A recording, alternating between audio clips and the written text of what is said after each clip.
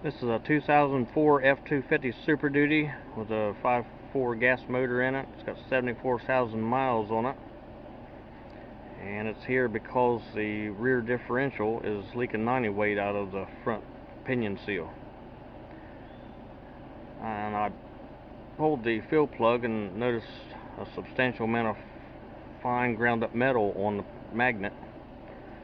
And there's typically a few reasons why rear end would start leaking out the pinion seal. Metal intrusion into the grease would be a chart topper. Stopped up vent would do it. The system's cold and gets hot, it expands, and if it can't vent, then it vents out the seals. Also, if it's overfilled, can do it. And that's typically the metal intrusion is a problem. The grease just might be full of metal from natural wear. I'm going to pull the cover off and have a look in there. I got a new pinion seal from Ford and a new nut. Shouldn't have to fool with a crush sleeve unless you ever tighten the nut down. Before getting started, you might crawl underneath and see what kind of rear end it is. There's usually ID tags on the sides of the cover. This is a Ford 10.5 inch rear end.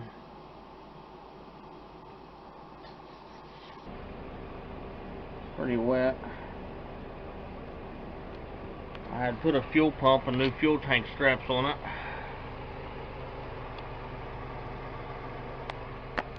Then I noticed that the pinion seal was dripping off grease inside the garage. I started investigating it.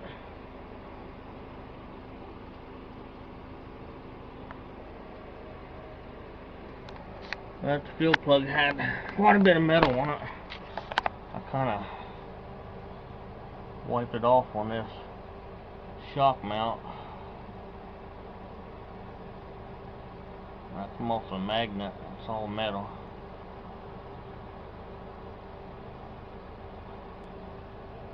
So, but it was only down a half an inch on grease. I haven't checked it yet. What the level's supposed to be, the height of it, but it holds almost 4 quarts of 75 140 synthetic, and if it has a track lock in it, a small bottle of friction modifier would have to be added to the system as well to keep the clutches from sticking on turns. And this is kind of a long process for something as dumb as a seal if you want to do it right. Be sure and pull your vent hose down. It's a hose that fixes on this back brake tee, the block for the lines. And you can take your fuel plug loose or just look into that hole, make sure it's clear, and blow into it and listen to the rear end, see if air can go in it and come back out.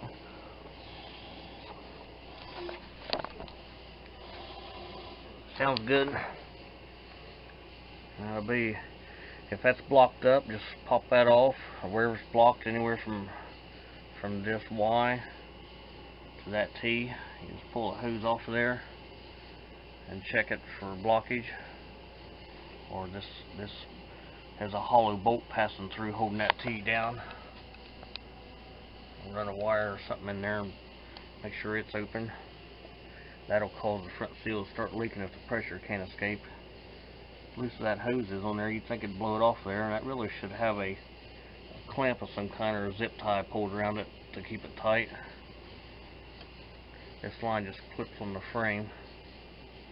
Make sure it stays up out of trouble near the bed, and that this is pointing down when it's mounted and not pointing up where water could get into it. He usually fastens up around where the brake line comes down the frame. But first thing I want to do is set the rear end up on jack stands and take the wheels and rotors off of it. I took a wire brush to all the studs. They was gristled up pretty good. Hit them with some penetrating oil and a 21mm socket. Take all 8 lug nuts off. probably pry the caliper open just a little bit. I'll take 18mm bolts out of the caliper hanger and set the caliper, hang it from the leaf spring or something.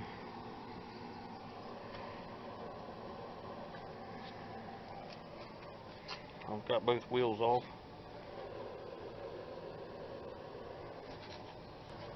Rear end sitting on the jack stands. This is an opportune time to replace rotors, calipers, and brake hoses and or lines if they're needed.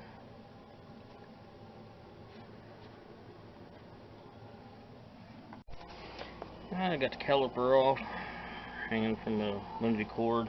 If you get a stuck rotor, just put a bolt and nut in the caliper hanger ear, and put a piece of metal to protect it from tearing the rotor up as you tighten the nut and feed it against the rotor. And just put a little load on it, and then just tap the sides with a hammer. It'll start working off.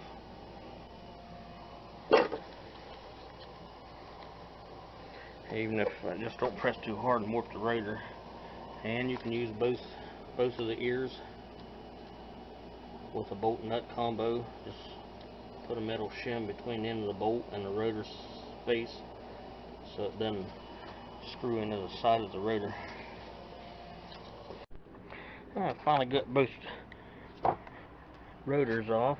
I had to use double bolts against two pieces of metal not to hurt the rotor. Got them all. Yeah, surprisingly the emergency brake shoes are still intact, but that'll take the drag off of the pinion so I can rotate it and see how much drag it's got on it. And I'm going to go ahead and either drain the grease out or take those 12-point bolts off of the driveshaft flange. But I'm kind of curious to see what's in the grease from the amount of metal that was on the magnet. I've match marked the driveshaft saddle with this pinion flange so it can go back together the same way it come apart. These are 12mm 12-point sockets to fit on that. The bolts are 12-point. An impact should not be used on this area throughout this process for risk of peening up the bearings inside the pinion. I've shifted the transfer case in the low lock and the transmission's in park. And I'm going to break these 4 bolts loose. They're supposed to be down to 76 foot-pounds.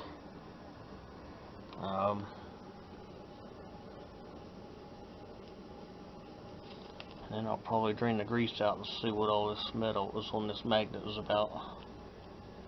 I cleaned off. But I'll just use a wobbler to get the head of the ratchet away from the drive shaft and a 1/2-inch drive ratchet. You may need an extension or a breaker bar to help break them loose. They probably got Loctite on them. They might be a little stiff to break right off the bat. There are 4 of these bolts.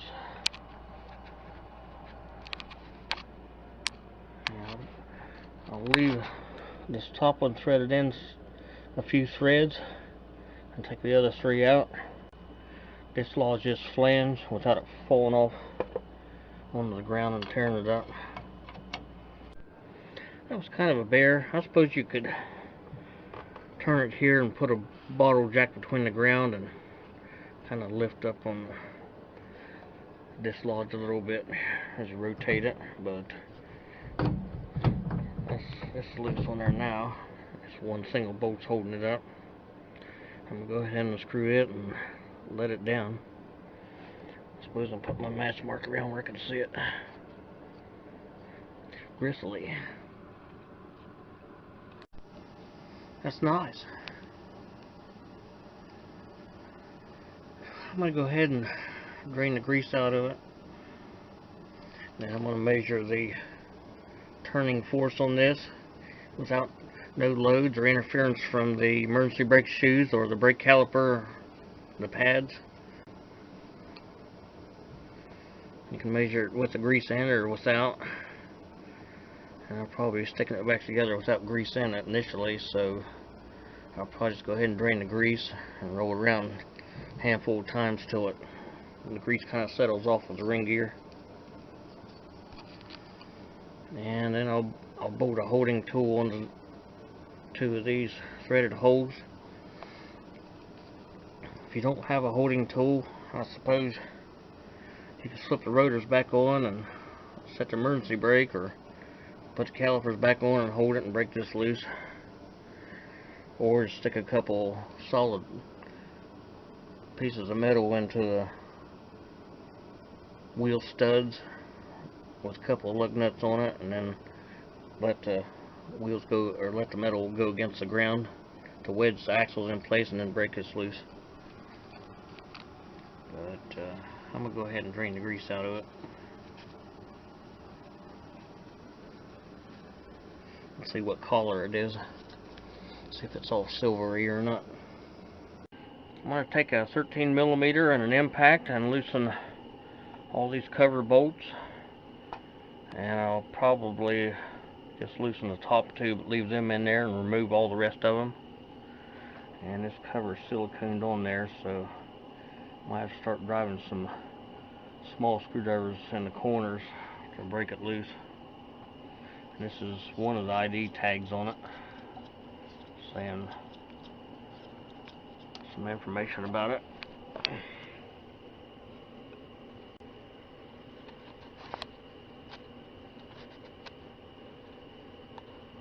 So this is a 10.5 in the middle on the bottom. But I'll get it going here. This cover's kind of sketchy. I'll have to clean it up and tap it with a hammer and see how much it's ate up. See if it's still viable. Maybe throw some paint on it if it is, or put a new one on it. You don't want to lose any grease out of this. Rear end's pretty expensive. You'll need a drain pan capable of holding at least a gallon or near to it, right under the lip of it. That's where it's going to come out at. I've started the screwdriver into the corner. Just take your time and just bring it off its seat so you don't bend this cover. And you can leave one in here and start driving one in down here and one over here and one up here. Just gradually start breaking the seal, because it's going to have a good bite on it. But if you ever do it, you're going to end up, I hear the silicone tearing now. It's going just by leaving the screwdriver lay in it. Here comes the grease. Well, so far it looks good.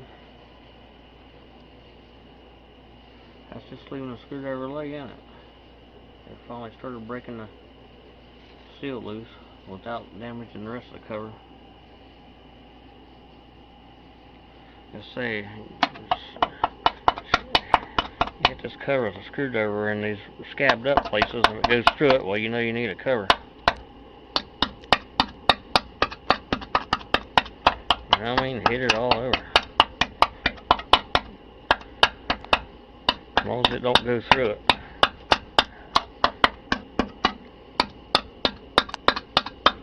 Because if it can't take that, you don't want that protecting your rear end.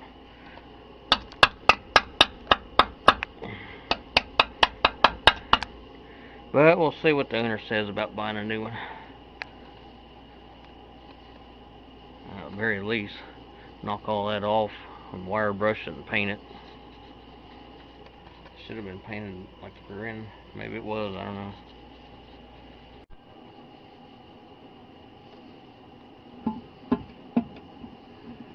Yeah, that was the bulk of it.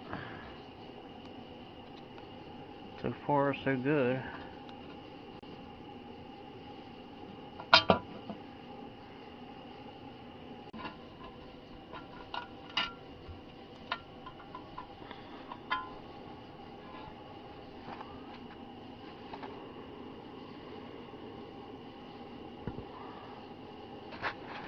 You can also veer in and see exactly where the level is at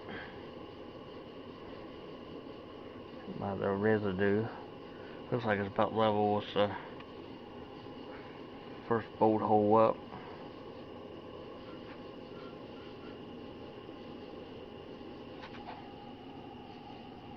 That's a big old boy.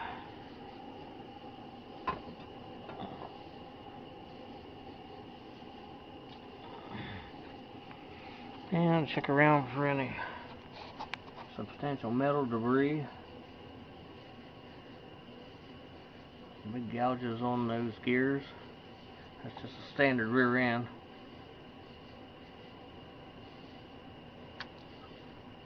Don't have no posi track. That's a pretty big pinion. Make sure that pinion's not flopping around. Just has a lot of gunk on it. Stiction.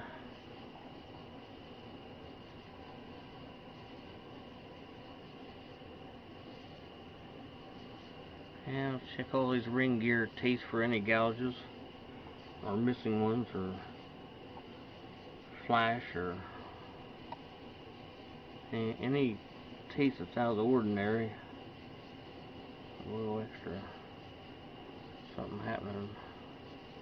And look back here at the pinion and make sure it's wearing in mostly in the center of it.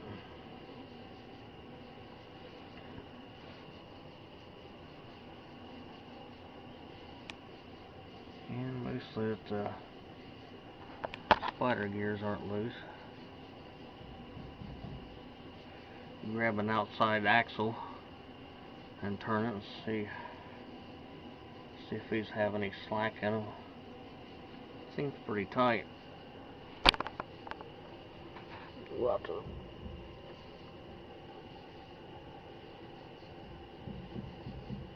that's excessive backlash on it.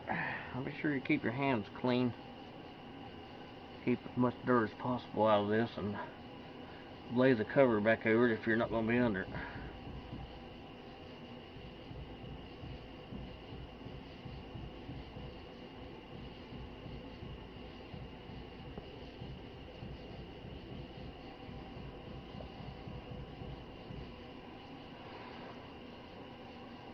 And there's a little pocket down here. I'll see if there's any. See what's in it. Yeah. Looks like there's some sediment down in there. Not any big chunks though.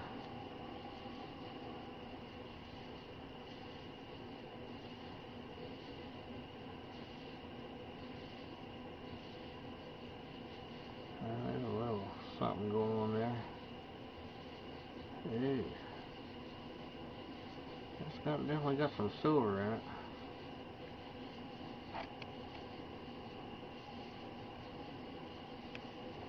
Yeah. As long as this pocket isn't full of trash, say it's got some in it.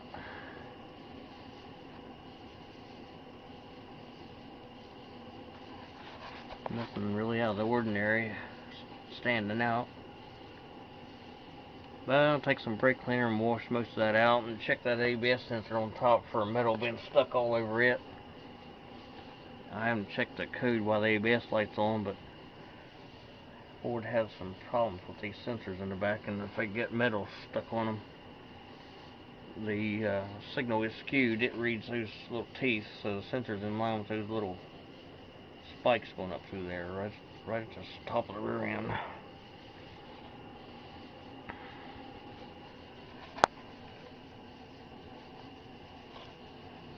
Pinion gear back there.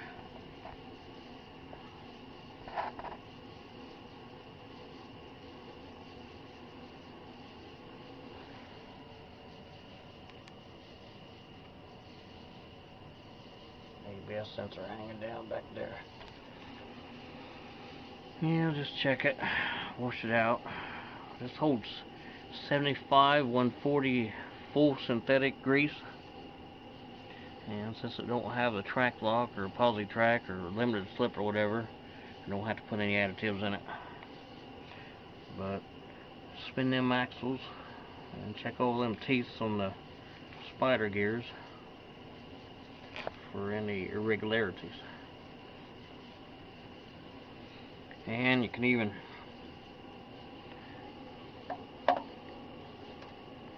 stick a screwdriver underneath of this ring gear, a heavy one, and lift up and down and make sure that this bearing isn't loose on the drive bearing.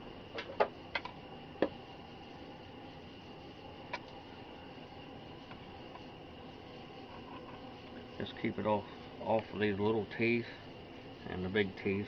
Put it in that flat area. We'll see. Make sure the differential doesn't lift up and down or make any noise when you lift up and down on it.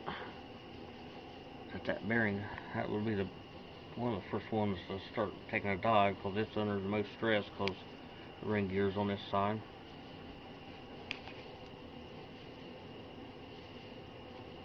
Yeah, it seems like there's not any movement. I will lift up on this side.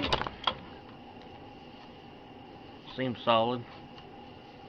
I'm watching right in that crack. That's the bearing in there. Look for it to be moving, lifting up and down, or making any thumping noise. Don't hear any sound, you're probably good to go. And make sure the pinion doesn't lift up and down by the driveshaft flange or go in and out.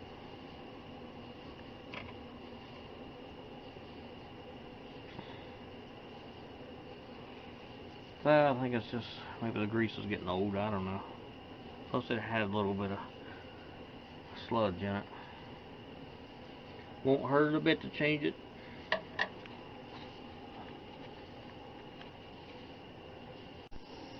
I went to Ford and bought a new pinion shaft nut.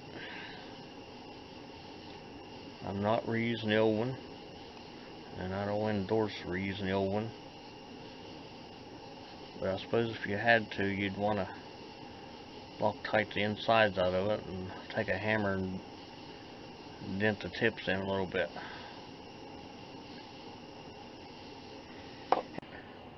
And I've got a new seal from Ford.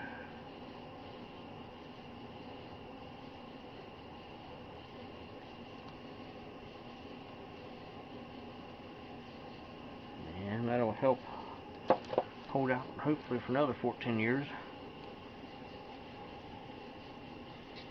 I'm going to take some brake cleaner and spray this entire housing out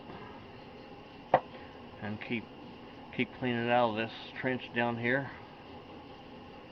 And I'll be spraying out the cover to see how much stiction is on it.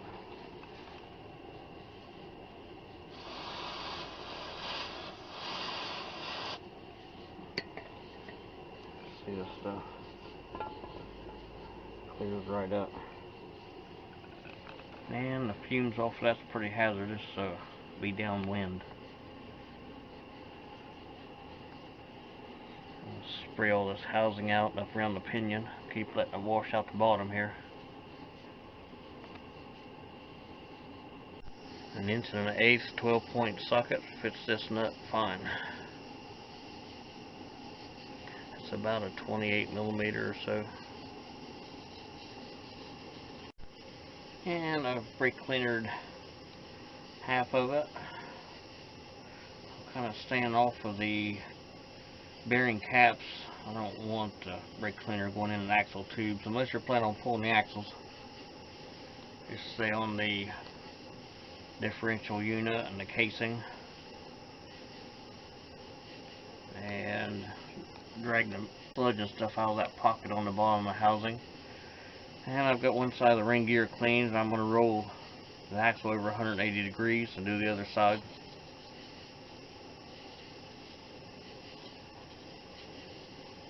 It's already starting to rust in the side gears just in a few minutes. Weird. I'm checking the bearing preload, the drag on it, and I'm going to say it's close to nil. It's under 5. It's pretty wimpy. I'd like to see about 10 on it on reassembly anyway. Just really can't get a reading off of it. It's just too easy. Takes a little bit to get it going.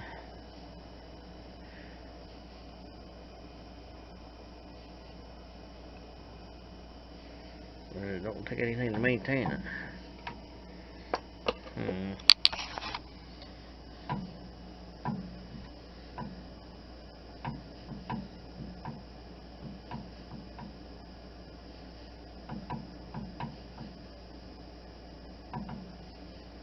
Well, should have about 12 to 15 thousandths backlash, and it sounds like it's got it. I think more of the drag's on the differential than it is in. A little sticky, but I just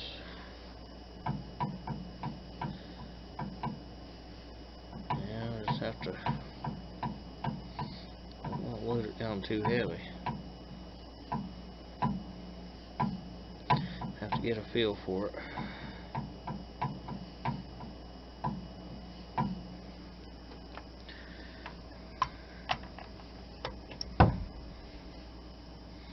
Study it for a spell. Just don't overload it. About 10 inch-pounds of drag, all you want on it. Not more than 14, not less than 8.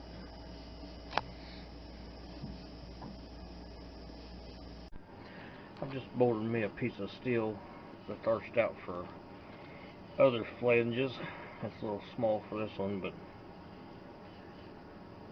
I've got it sticking out the passenger side. Bolted on one side and then running into another hardened bolt on the other part of the flange. And I'll break this nut loose with an 1 1/8 6-point. That's pretty easy.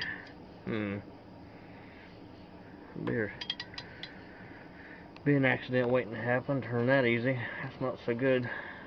Oh well, I got a new nut.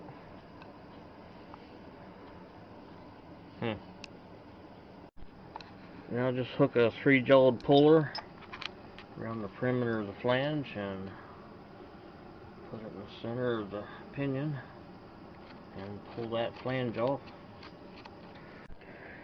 And before final removal of the flange, you may go ahead and match mark from the pinion to the flange for proper orientation on reinstalling it.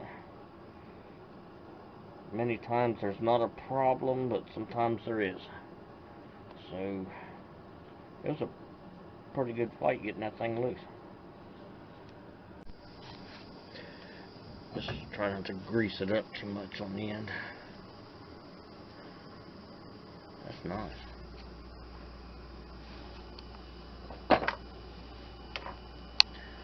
It was, maybe the seal's rusted out. Oh, it's pretty rusty. It might have a rust scab in it there. That'll do it.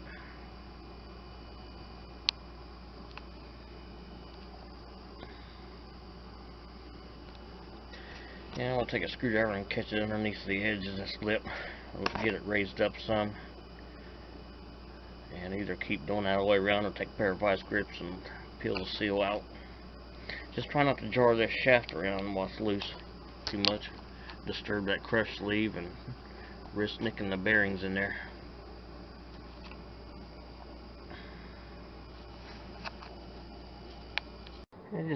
I drove a screwdriver underneath the edge of it here and a few places up through here, and I just need to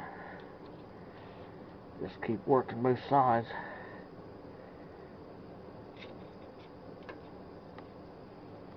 About the same. Get that glue broke loose, and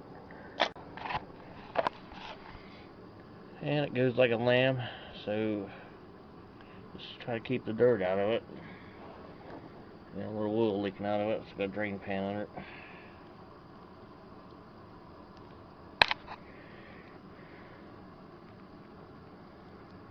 I don't know. I'll look at it a little bit later. See what the problem was. I'll take a utility knife or something and scrape all the sealant off the edge of that. Make sure there's no dirt. Wipe it off with a lint-free rag and some brake cleaner on the splines.